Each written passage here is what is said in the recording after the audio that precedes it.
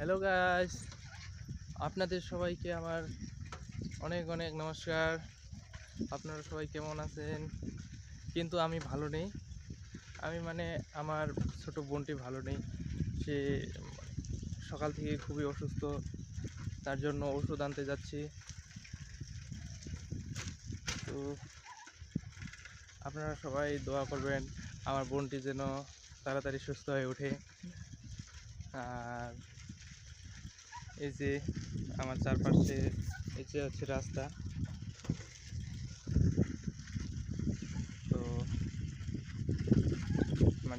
বর্তমানে সকালবেলায় যে রোদ শুরু হয়েছে, মাইটা কত বড় হয়েছে? 1.5 বছরের কাছা। এইগুলা তো খাই গাছ না? এগুলো খায় এমনি তো কোনো